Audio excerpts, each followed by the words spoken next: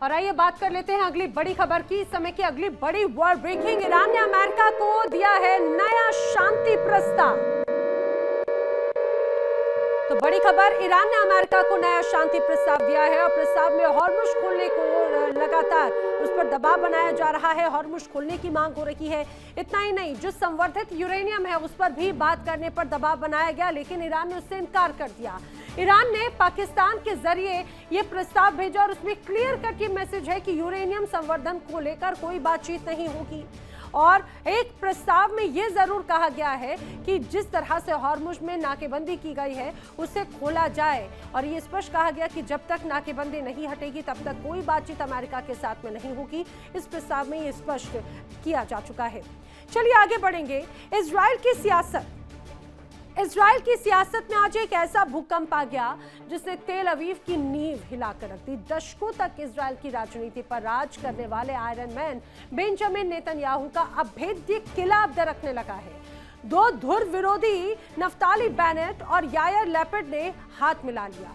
मकसद एक ही है, नेतन्याहू को सत्ता से बेदखल करना। क्या 2026 का चुनाव नेतन्याहू के करियर का आखिरी चुनाव साबित होगा? क्या ईरान के साथ में जंग और घर में बगावत नेतन्याहू के लिए दोहरी मार बन चुकी है?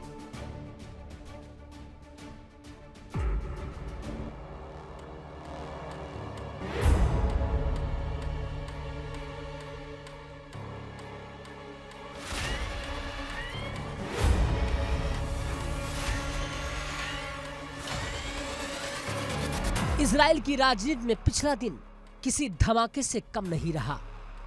जिन नफ्ताली बेनेट और यायर लैपिड को एक दूसरे की शक्ल देखना पसंद नहीं था, आज वो एक मंच पर है।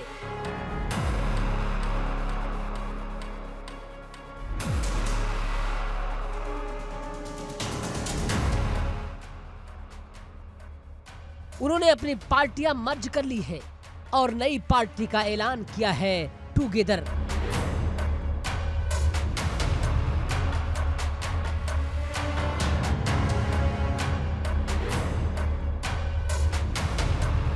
एक तरफ बेनेट है जो कट्टर दक्षिणपंथी विचारधारा रखते हैं, दूसरी तरफ लैपिड है जो उदारवादी और सेकुलर सोच के झंडा बरदार हैं।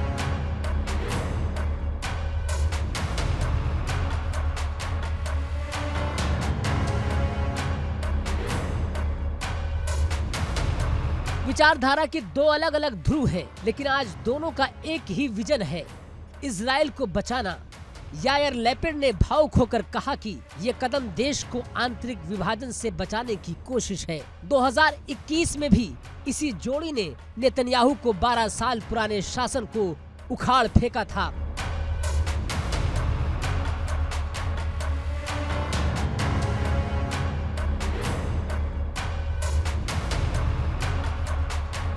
एक बार फिर वो इतिहास दोहराने की तैयारी में है।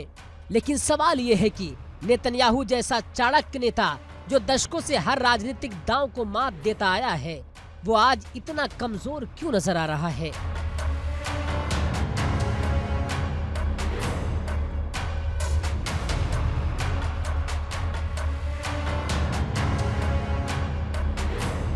नेतन्याहू के लिए 2026 की जंग करो या मरो की स्थिति है। 2023 के हमलों के बाद से उनकी मिस्टर सिक्योरिटी वाली छवि तार तार हो चुकी है।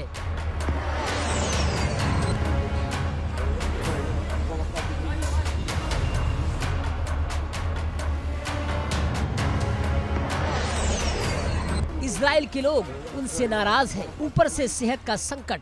रिपोर्ट्स बताती हैं कि नेतन्याहू एक तरफ युद्ध के मोर्चे संभाल रहे हैं तो दूसरी तरफ कैंसर जैसी जानलेवा बीमारी से जूझ रहे हैं।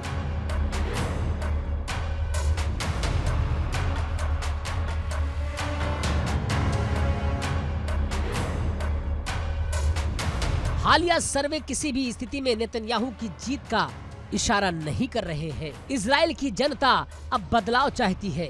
जो नेतन्याहू कभी अपराजय माने जाते थे, आज वो अपने ही घर में घिरते जा रहे हैं। टुगेदर पार्टी का उदय उनके लिए किसी बुरे सपने जैसा है।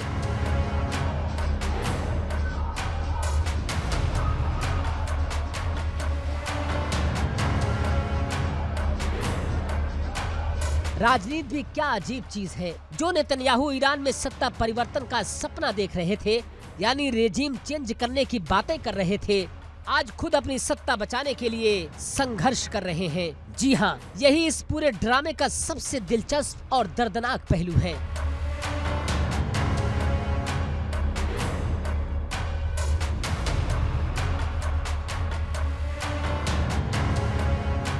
नेतन्याहू ईरान को चुनौती दे रहे थे, तेहरान को बदलने की बातें कर रहे थे, लेकिन खुद इजराइल की कुर्सी हिली है। ईरान के साथ छिड़ी जंग ने इजराइल की इकोनॉमी और सुरक्षा दोनों पर सवाल खड़े कर दिए हैं।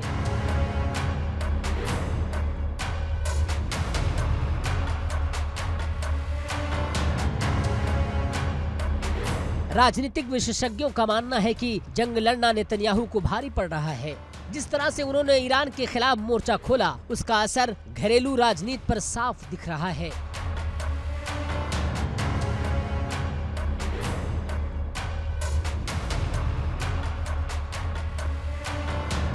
जनता महंगाई और सुरक्षा के नाम पर अब नेतन्याहू से सवाल कर रही है।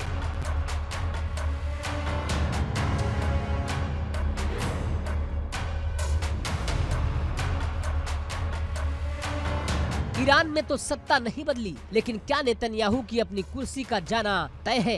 ये बड़ा सवाल है। 2026 का चुनाव अब सिर्फ एक चुनावी मुकाबला नहीं है, यह इजराइल के राजनीतिक चरित्र की लड़ाई है।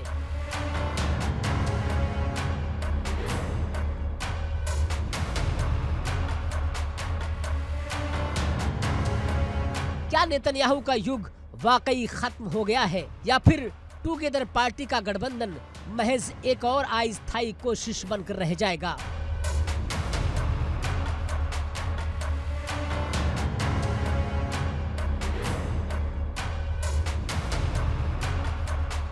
इजराइल के जख्म गहरे हैं और जनता मरहम ढूंढ रही है। बेनेट और लेपेट की जोड़ी क्या वाकई वो मरहम साबित होगी, या फिर नेतन्याहू अपनी आखिरी चाल चलकर सबको चौंका देंगे?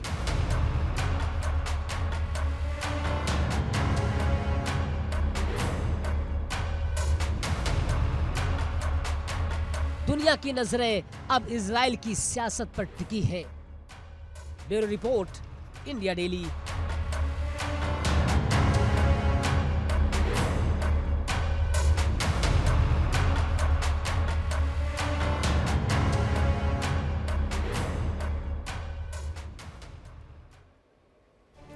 और आइए बात कर लेते हैं अगली बड़ी वर्ल्ड ब्रेकिंग की। इस समय की अगली बड़ी खबर अमेरिकी विदेश मंत्री मार्को रूबियो से जुड़ी हुई। बड़ी खबर, अमेरिकी विदेश मंत्री मार्को रूबियो का बड़ा बयान सामने आया है। हॉर्मुज स्ट्रेट को नहीं खोला जाएगा। मार्को रूबियो स्पष्ट कर चुके हैं, ईरान के नए प्रस्ताव को सिरे से खारिज करता हूं, ये मार्को रूबियो ने कहा है। आप ये मान के चलिए, ईरान की तरफ से जो प्रस्ताव दिया गया, ईरान के विदेश मंत्री अब्बास अराक्ची जब पाकिस्तान गए तो यह प्रस्ताव दिया जिसमें हॉर्मुज स्ट्रेट को खोलने को लेकर दबाव बनाए जाने की बात कही गई थी। लेकिन अब अमेरिकी विदेश मंत्री मार्को रूबियो ने उसका जवाब दिया और क्लियर कट कहा, ईरान के नए प्रस्ताव को सिरे से खारिज किया जाता है। अमेरिका ईरान की शर्तों को मानने को तैयार नहीं है। अमेरिका ये क्लियर कट कह चुका है। चलिए आगे बढ़ते हैं। जिस तरह से अभी हालात हैं, अब लाल सागर का पानी फिर से उबाल मारने लगा है। इस जंग के मोहरे हुए हुती विद्रोही नहीं, बल्कि दो बड़े ग्लोबल लीडर्स तैयब एर्दोगन और बेंजामिन नेतन्याहू। एक तरफ तुर्की का ऑयल दाव पर है तो दूसरी तरफ इजराइल के मिलिट्री मास्टर स्ट्रोक। सोमालिया और सोमालीलैंड अब सिर्फ दो देश नहीं हैं, बल्कि तुर्की और इजराइल के लिए बिछी एक खतरनाक शतरंज की बिसात बन चुके हैं। क्या ये इलाका आने वाले दिनों में तीसरे विश्व युद्ध का शुरुआती पॉइंट बनेगा?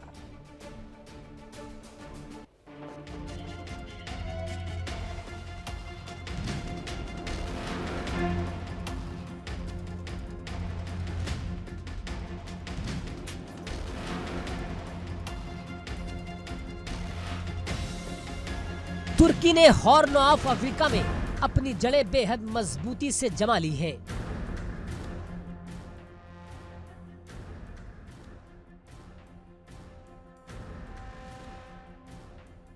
एर्दोगन ने सोमालिया को अपना खास दोस्त बनाया और इसके पीछे सिर्फ दोस्ती नहीं, बल्कि अरबों खरबों का खजाना है।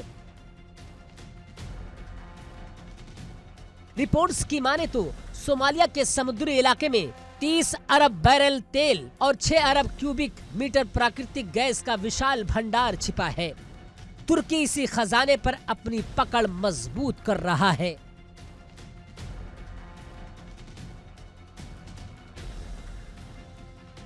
साल 2011 से तुर्की ने सोमालिया में भारी निवेश किया है। सड़कें, स्कूल और सबसे बड़ी बात, सेना को ट्रेनिंग देना। आज सोमालिया में तुर्की का सबसे बड़ा विदेशी ट्रेनिंग बेस मौजूद है। और तो और एर्दोगन का सपना सिर्फ समंदर तक महदूद नहीं है। वो सोमालिया में एक स्पेस पोर्ट यानी कि अंतरिक्ष केंद्र भी बनाने की तैयारी कर रहे हैं। यानी तुर्की की नजर जमीन से लेकर आसमान और समंदर तक है। लेकिन तुर्की का यह दबदबा नेतन्याहू को मंजूर नहीं था। जवाब में इजराइल ने एक ऐसा दांव खेला जिसने हिलाकर रख दिया। इजराइल ने सोमालिया के विद्रोही इलाके सोमालीलैंड को ही मान्यता दे दी। जी हां, नेतन्याहू के नेतृत्व में इजराइल दुनिया का पहला देश बना जिसने सोमालीलैंड को एक आजाद मुल्क के तौर पर मान्यता दी है।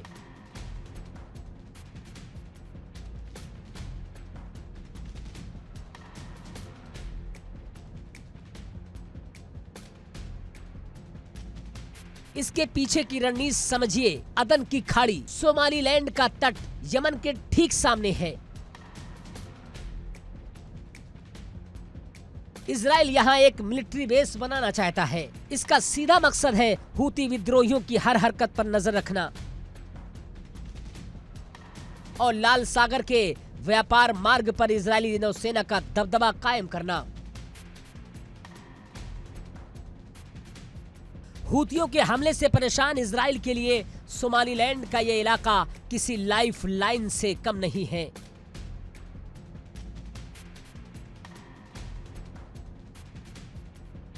तुर्की इस कदम पर आग बबूला है। एर्दोगन इसे सीधे तौर पर अंतर्राष्ट्रीय कानून का उल्लंघन बता रहे हैं। सवाल ये है कि तुर्की और इजराइल में ये तनातनी इतनी गहरी क्यों है?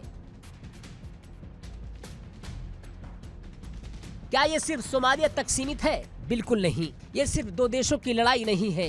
ये गाजा से लेकर सीरिया और पूर्वी मध्य सागर तक फैली हुई दुश्मनी है। तुर्की जो खुद को मुस्लिम दुनिया का लीडर मानता है, वो पूर्वी मध्य सागर में साइप्रस और ग्रीस के करीब अपनी ताकत बढ़ा रहा है, जिससे इजराइल पहले से ही खफा है। अब सोमालिया और सोमालीलैंड में आकर ये दोनों देश आमने सामने खड़े होंगे।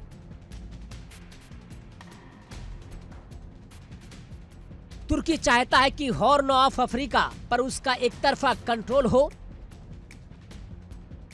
जबकि इजराइल लाल सागर में अपनी सुरक्षा के लिए किसी भी हद तक जाने को तैयार है। ये दोनों सैन्य शक्तियां एक दूसरे के प्रभाव को खत्म करने के लिए पूरी ताकत झोंक रही हैं। सोचिए, अगर ये दोनों देश इस क्षेत्र में टकराते हैं तो इसका असर क्या होगा? लाल सागर दुनिया के व्यापार का सबसे महत्वपूर्ण रूट है। अगर यहाँ दो बड़ी सैन्य शक्तियां प्रॉक्सी वॉर यानी छद्म युद्ध लड़ेंगी तो ग्लोबल सप्लाई चेन का क्या होगा? पेट्रोल की कीमतें, समुद्री सुरक्षा और क्षेत्रीय स्थिरता, सब कुछ दांव पर है। तुर्की का प्रभाव और इजराइल की आक्रामकता दोनों ही इस क्षेत्र में एक बारूद का ढेर बिछा चुके हैं। क्या ये टकराव किसी बड़े युद्ध का आगाज है या फिर कूटनीतिक बातचीत से इसका कोई हल निकलेगा? Bureau report, India daily.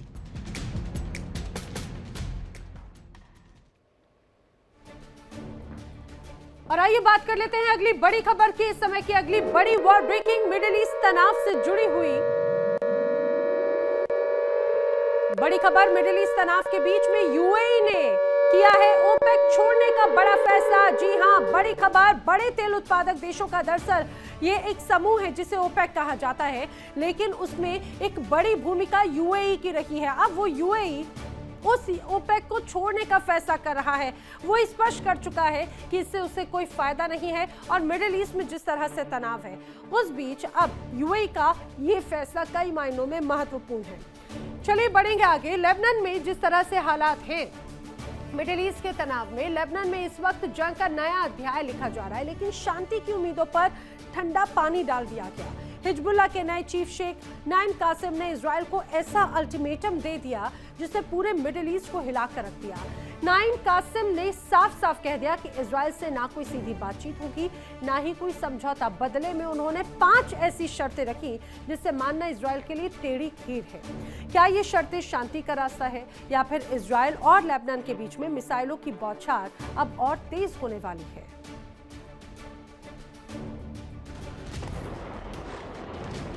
For the fifth straight as Israel's air defense system intercepted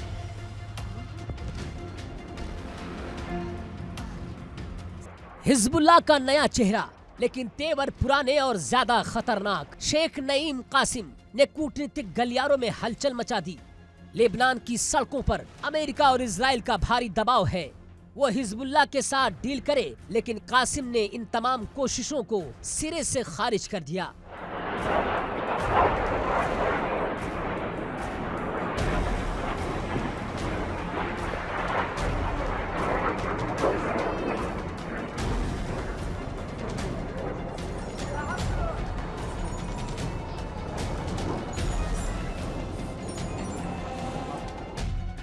उन्होंने स्पष्ट कर दिया कि हिजबुल्लाह किसी भी हाल में इजराइल से सीधी बातचीत नहीं करेगा। नईम कासिम ने लेबनान के उन नेताओं को खरी खरी सुनाई जो इजराइल के साथ सुलह की बात कर रहे हैं।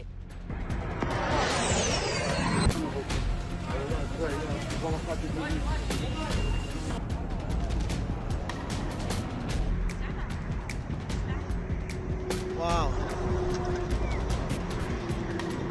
זה ממש נופל פה. כן, זה ממש קרוב.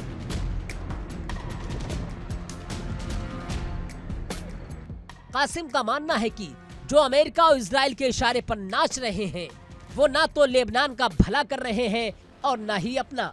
यानी हिजबुल्लाह का रुख साफ है, ना हम झुकेंगे ना हम बात करेंगे, सिर्फ अपनी शर्तों पर लड़ेंगे। लेकिन कासिम की इन 5 शर्तों को समझना बहुत जरूरी है।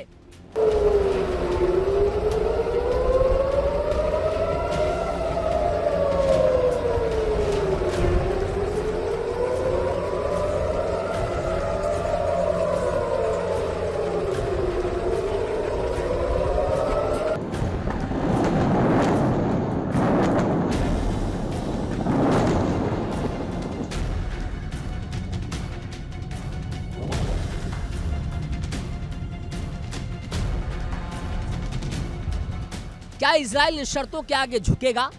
इन 5 शर्तों के बारे में आपको बताते हैं। नईम कासिम ने युद्ध रोकने के लिए 5 सूत्री फार्मूला दिया है। वो किसी बम से कम नहीं है। पहली शर्त है, इजराइल जमीन, समंदर, हवा से अपनी सभी हमले तुरंत बंद करे। दूसरी शर्त है, इजराइल उन सभी इलाकों से अपनी फौज हटाए जिन पर उसने कब्जा कर रखा है। तीसरी शर्त, इजराइल की जेलों में बंद सभी कैदियों की तत्काल रिहाई हो। चौथी शर्त, वो तमाम लोग जो घर बार छोड़कर भागे हैं उन्हें उनके शहर लौटने की गारंटी मिले।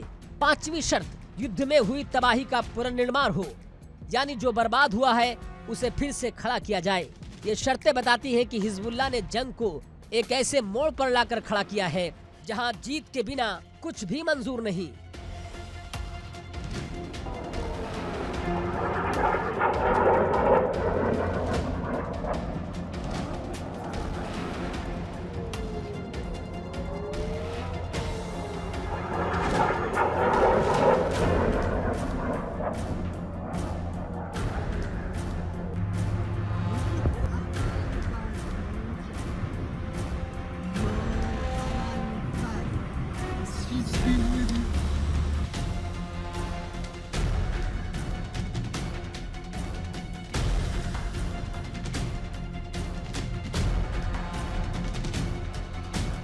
एक तरफ इजराइल और अमेरिका का दबाव, दूसरी तरफ हिजबुल्लाह की ताकत।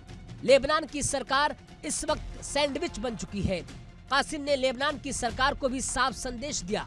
उन्होंने कहा कि सरकार इजराइल से जो चाहती है वो उसे मिलने वाला नहीं है और इजराइल अमेरिका सरकार से जो चाहते हैं वो सरकार कर नहीं सकती।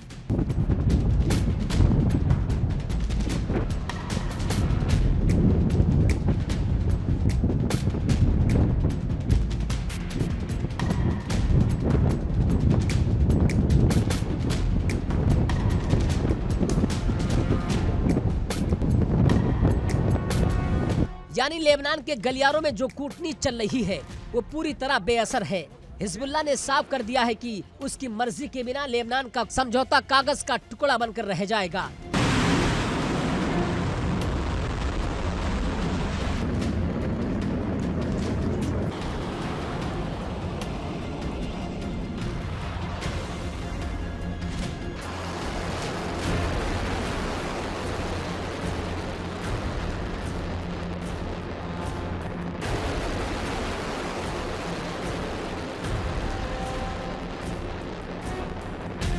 तो अब सवाल यह है कि आगे क्या होगा।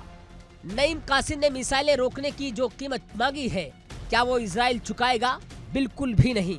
इजराइल अपनी सुरक्षा, अपनी शर्तों पर समझौता नहीं करेगा और हिजबुल्लाह अपनी अकड़ छोड़ने को तैयार नहीं है।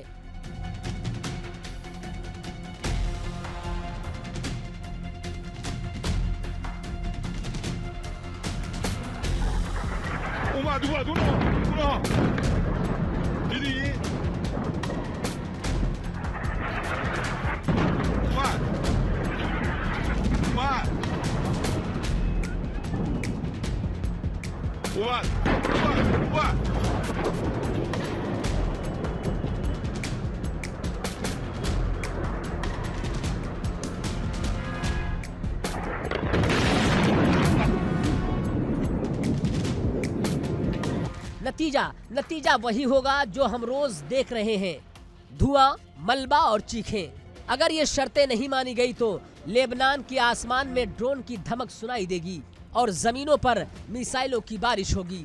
शांति की उम्मीद फिलहाल पूरी तरह खत्म होती ना नजर आ रही है। शर्तें बौछार कर रही हैं, लेकिन हकीकत में सिर्फ तबाही बाकी है। Bureau report, India daily.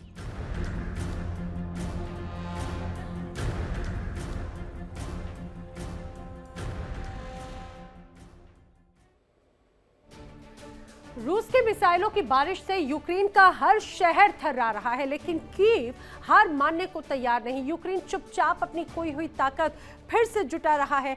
नए हथियारों और नए आक्रामक रणनीतियों के साथ में यूक्रेन पलटवार की तैयारी में है। जंग अब एक नए मोड़ पर आ चुकी है, जहां पर रूस का वार और यूक्रेन का पलटवार आमने सामने है।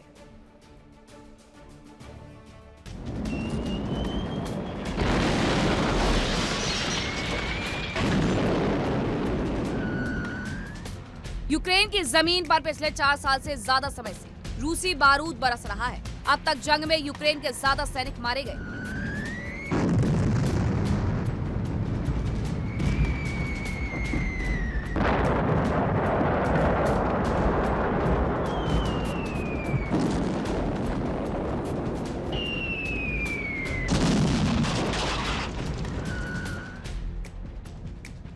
हालांकि जवानों का नुकसान रूस ने भी उठाया, लेकिन काफी कम। जंग की इस आपदा को यूक्रेन ने अवसर में बदला। रूसी बारूदी वर्षा के बीच देश में ही मशीनों की ऐसी सेना तैयार कर ली गई।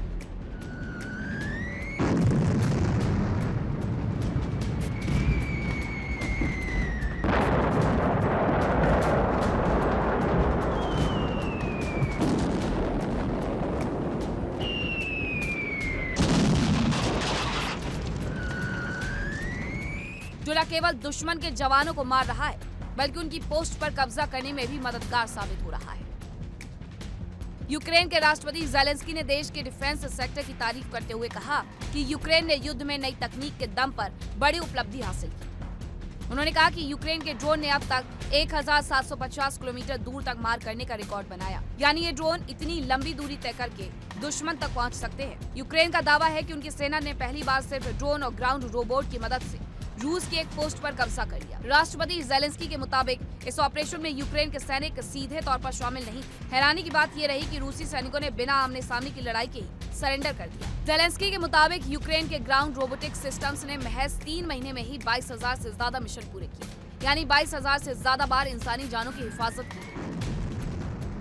राष्ट्रपति ज़ेलेंस्की ने देश के डिफेंस सेक्टर की तारीफ करते हुए कहा कि यूक्रेन ने युद्ध में नई तकनीक के दम पर बड़ी उपलब्धि हासिल की। राष्ट्रपति ज़ेलेंस्की ने अपने संबोधन में वर्कशॉप, डिजाइन, लैब टेस्टिंग और प्रोडक्शन में काम करने वाले लोगों का धन्यवाद दिया। उन्होंने कहा कि यूक्रेन अपनी तकनीक और अनुभव की वजह से दुनिया में एक खास जगह बना चुका है। ज़ेलेंस्की ने दावा किया कि यूक्रेन ने हवाई हमलों और समुद्र में माइंस के जरिए कई ऑपरेशन किए। उनके मुताबिक ऐसे माहौल में काम करने का यूक्रेन का अनुभव दुनिया में काफी अलग और मजबूत है। उन्होंने इसकी तुलना स्ट्रेट ऑफ हॉर्मुज जैसे दुनिया के दूसरे संवेदनशील समुद्री रास्तों से की। ज़ेलेंस्की ने कहा कि यूक्रेन के नेवल ड्रोन सी बेबी, मागुरा और सरगन अब काफी मशहूर हो चुके हैं। Bureau report, India daily.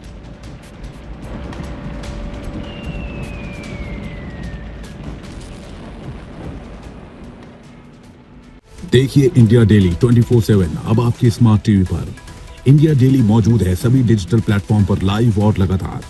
India daily 24/7 हर दिन राष्ट्र को समर्पित।